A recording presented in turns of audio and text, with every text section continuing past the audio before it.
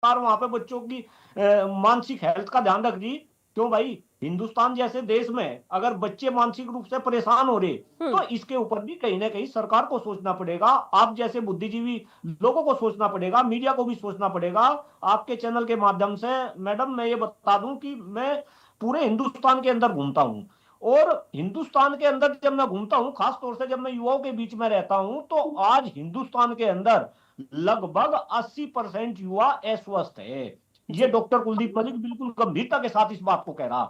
अगर ये 80% युवा अस्वस्थ है, और यही युवा भारत के भारत भाग्य विधाता है, भाई आप एक बात बताओ, मोदी जी और योगी जी कब तक बैठे रहेंगे? इस देश को तो चलाने वाले युवा होंगे, हम्म। आने वाले टाइम में इस देश को युवा चलाएंगे। और अगर देश में 80% युवा आज अस्वस्थ है, और सरकार को इस तरीके की व्यवस्थाएं करनी पड़ रही कि परीक्षा केंद्रों पर वो मनोचिकित्सक को नियुक्त करे, वहां पे डॉक्टर की नियुक्ति करे, क्यों भाई, कैसे काम चलेगा? कैसे ये देश आगे बढ़ेगा? कहीं ना कहीं अपने आप में ये एक गंभीर चिंता का विषय है। देखिए, अगर देश के युवा स्वस्थ होंगे, जी। तब ये देश आगे बढ़ेगा, तब ये देश विकसित बनेगा, तब ये देश विश्वगुरु बनेगा।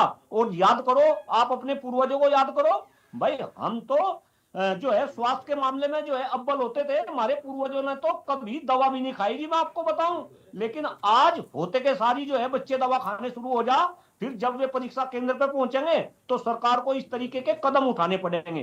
तो ये सरकार की कोई वाहवाही करने का मतलब नहीं, हम्म। ये तो कहीं ना कहीं सरकार से क्वेश्चन करने का भी जो है ये इंडिकेट करता है कि आज आखिर सरकार को इस तरीके की व्यवस्था क्यों करनी पड़ी। मैडम जरा ध्यान से सुनिएगा, इस देश में सांस लेने के लिए हवा नहीं छोड़ी सरकार ने, पीने के लिए पानी नहीं छोड़ा। जब हवा और पानी अशुद्ध हो गए देश में, तो फिर कहीं ना कहीं बच्चों के ऊपर भी स्वास्थ्य स्वास्थ्य जी। स्वास्थ्य के ऊपर बच्चों के भी असर पड़ेगा, और हमारे और आपके भी पड़ेगा।